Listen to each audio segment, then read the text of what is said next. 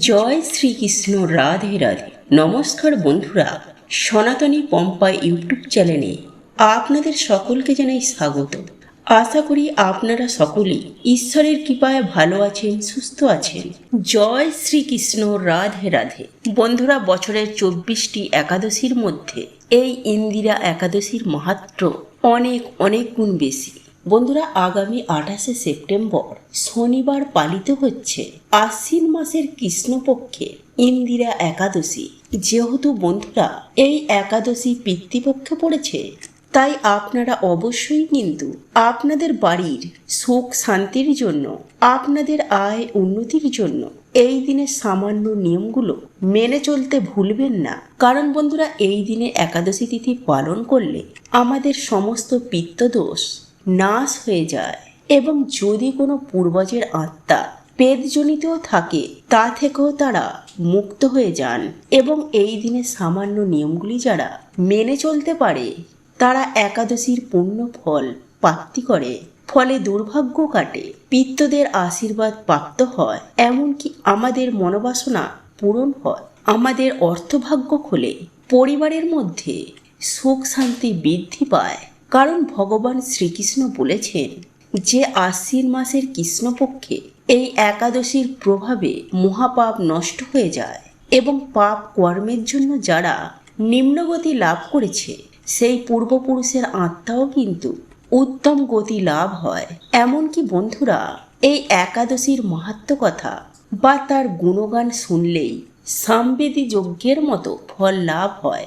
তাই বন্ধুরা, আপনারা বুঝতেই পারছেন যে এই দিনে ভগবানের নাম নিলে বা এই একাদশী তিথিতে যদি কিছু নিয়ম মানা যায়, তো বন্ধুরা আমাদের জীবনে কতটা পরম সুখ সৌভাগ্যে ভরে উঠবে। বন্ধুরা, সমস্ত একাদশীর মধ্যে এই একাদশীর মাহাত্ম্য অনেক অনেক বেশি।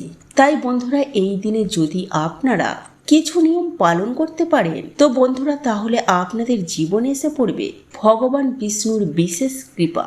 তাই যদি আপনি একাদশী তিথি পালন করেন বা নাই করেন, এই নিয়মগুলি বন্ধুরা কিন্তু কালকের দিনে অবশ্যই মেনে চলুন।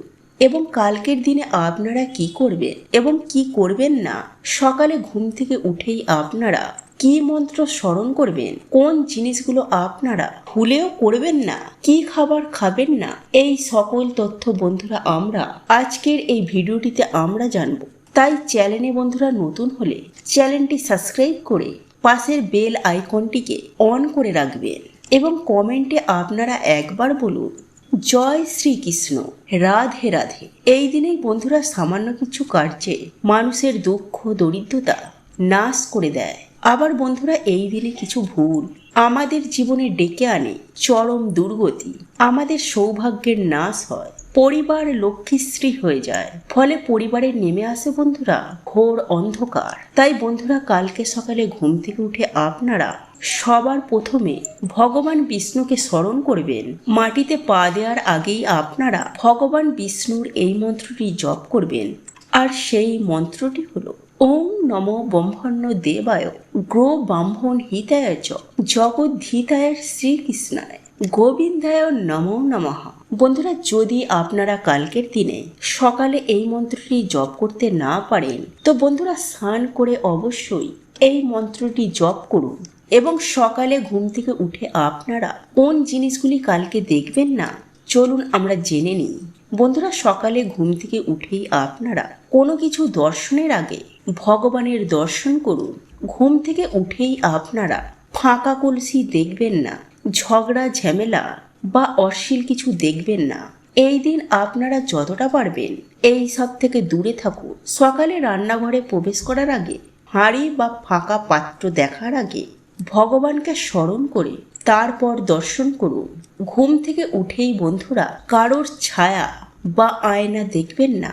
বন্ধুরা, একাদশীতে আপনারা শরীরে বা মাথায় তেল শ্যাম্পু সাবান এগুলি দেবেন না, এমনকি চুলদারিনও এগুলি কাটবেন না। এই দিনে আপনারা যারা মেনে চলতে পারবেন তারা পঞ্চশস্য এই দিন খাবেন না, যেমন ধান জাতীয় খাদ্য, গম জাতীয় খাদ্য, জব জাতীয় খাদ্য, ডাল জাতীয় খাদ্য এবং সরিষার তেল। কিন্তু যদি বন্ধুরা আপনারা এগুলি মানতে না পারেন তো আপনারা পেঁয়াজ রসুন আমিষ এবং মদ্যপান এগুলি করবেন না।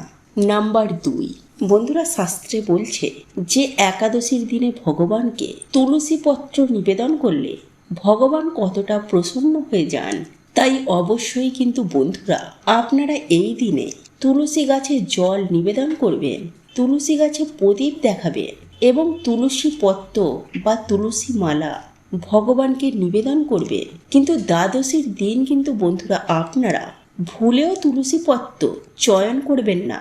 বন্ধুরা আপনারা আগের দিন যে তুলসী পত্র তোলা সেই দিনে ভগবানকে নিবেদন করবেন।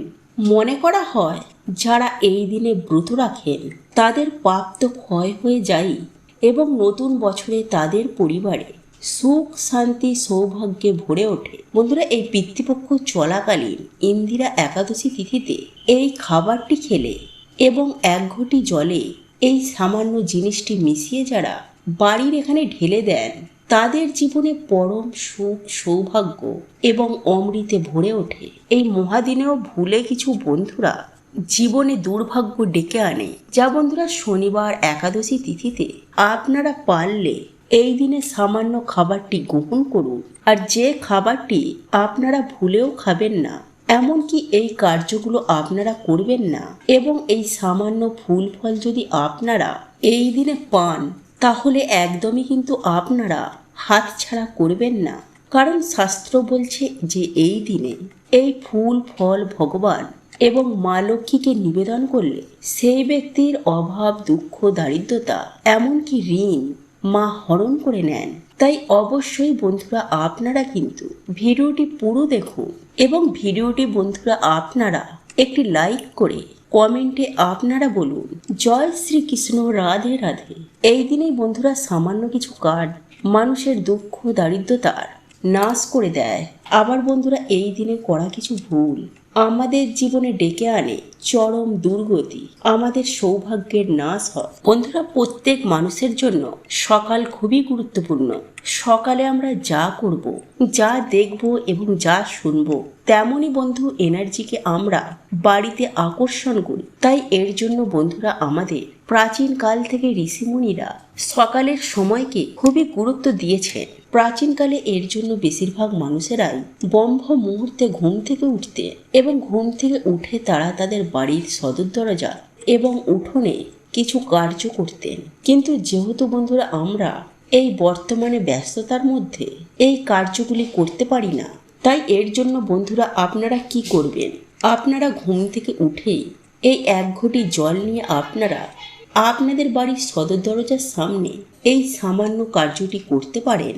তো ডেফিনেটলি বন্ধুরা আপনাদের বাড়িতে আর্থিক উন্নতি হবেই, আপনাদের বাড়িতে আবার সুখ শান্তি ফিরে আসবে। কারণ বন্ধুরা এই সামান্য কাজটি আমাদের বাড়ি থেকে সমস্ত গ্রহদোষ কাটিয়ে দেয় এবং নেগেটিভ ঊর্জাকে বাড়ি থেকে বার করে দেয়। ফলে সহজেই আমাদের বাড়িতে দেবতাদের আগমন হয়, বাড়িতে মা লক্ষ্মীর কৃপা হয়। তাই সামান্য কার্যটি বন্ধুরা শুনতে লাগলেও এর কৃপা কিন্তু বন্ধুরা অনেকটাই। কিন্তু যদি বন্ধুরা আপনারা একটু ভুল করে ফেলেন তো ওর কৃপা কিন্তু বন্ধুরা আপনারা পাবেন না। তাই ধৈর্য সহকারে আপনারা প্রত্যেকটি পয়েন্ট মন দিয়ে শুনুন। কারণ বাস্তুমতে বন্ধুরা সকালে ঘুম থেকে ওঠার পর কিছু কাজ আমাদের বাড়িতে পজিটিভ এনার্জিকে আকর্ষণ করে, আবার কিছু কাজও আমাদের বাড়িতে নেগেটিভ এনার্জিকে আকর্ষণ করে। তাই প্রত্যেক মানুষের বন্ধুরা এই বিষয়গুলি জানা অত্যন্তই দরকার।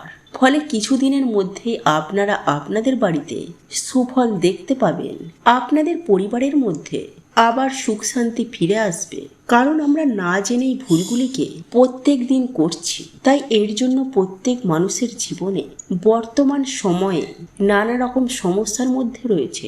তাই বন্ধুরা আপনারা যদি আপনাদের জীবনে এই সমস্ত সমস্যা থেকে বেরিয়ে আসতে চান তো অবশ্যই বন্ধুরা আপনারা কিন্তু ভিডিওটি পুরো দেখতে ভুলবেন না এবং ভিডিওটি ভালো লাগলে আপনাদের পরিবারের সকলের সাথে অবশ্যই শেয়ার করুন। তাই বন্ধুরা ভিডিওটিতে একটি লাইক করে কমেন্টে আপনারা বলুন জয় শ্রীকৃষ্ণ, রাধে রাধে।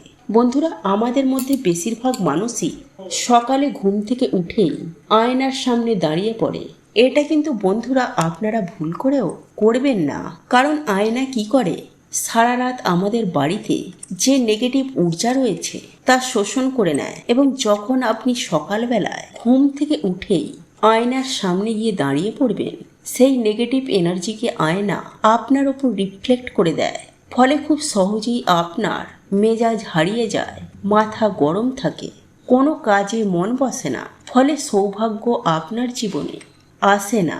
তাই এই ভুলগুলো কিন্তু বন্ধুরা আপনারা সকালে ঘুম থেকে উঠে একদম করবেন না।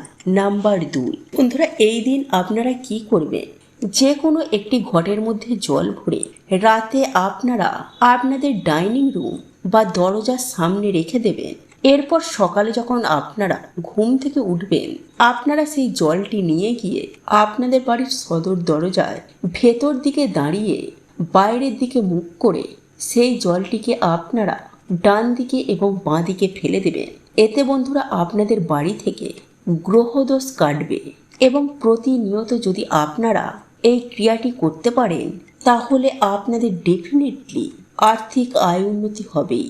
কারণ বন্ধুরা এই প্রক্রিয়াটি এতটাই শক্তিশালী যে কিছুদিনের মধ্যে এই প্রক্রিয়াটির ফলে মা লক্ষ্মীর আগমন হয়। নাম্বার 3, বন্ধুরা আমরা প্রত্যেকেই আমাদের বাড়িতে ঘুম থেকে ওঠার পর আমাদের সদর দরজা বা উঠানের সামনে ঝাঁট দিই। কিন্তু বন্ধুরা আপনারা কি করবেন, শনিবার ও রবিবার ঝাঁট দেওয়ার আগেই সেই জায়গায় আপনারা একটি ঘটিতে জল ভরে তার মধ্যে কিছুটা হলুদ গুলে সেই জলটি ঢেলে দিয়ে তারপর ঝাঁট দেবেন। এতে যদি বন্ধুরা কেউ আপনাদের বাড়িতে কোনো রকমের ক্ষতি করে থাকে, তাহলে কিছুদিনের মধ্যেই বন্ধুরা সেই ক্ষতি, সেই নেগেটিভ এনার্জি তাদের বাড়িতে রিটার্ন চলে যাবে।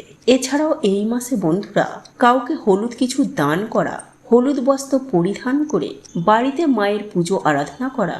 এছাড়াও এই মাসে বন্ধুরা লক্ষ্মী করি শঙ্খ, গুড়ের পায়েস, মিছরি, মাখন বা যে কোনো ধরনের লাল ফুল, পদ্ম ফুল, নারিকেল, আমলকি, এই ফুল এবং ফল দিয়ে, এই খাবার দিয়ে বা এই জিনিসগুলি দিয়ে বাড়িতে মায়ের পুজো আরাধনা করলে, ভগবান বিষ্ণু বা মা লক্ষ্মীকে অর্পণ করলে, এছাড়া তুলসী পাতা ও তুলসী মঞ্জুরি দিয়ে ভগবানকে নিবেদন করলে সেই ব্যক্তির মনোবাসনা কখনোই অপূর্ণ থাকে না। বন্ধুরা আজকের এই ভিডিওটি যদি আপনাদের পছন্দ হয়ে থাকে তাহলে ভিডিওটি লাইক করুন, কমেন্ট করুন এবং বন্ধুদের সাথে শেয়ার অবশ্যই করুন। মনে রাখবেন আপনার একটি শেয়ার অনেক মানুষকে উপকৃত করতে পারে। আপনি যদি সনাতনী পম্পা ইউটিউব চ্যানেলে এখনো পর্যন্ত নতুন হয়ে থাকেন তাহলে চ্যানেলটি অবশ্যই সাবস্ক্রাইব করবেন এবং পাশে থাকা নোটিফিকেশন বেল আইকনটি ক্লিক করবেন। এইরূপ নিত্য নতুন ভিডিও সবার আগে দেখার জন্য ঈশ্বর আপনার মঙ্গল করুন। আপনি সুস্থ থাকুন, ভালো থাকুন।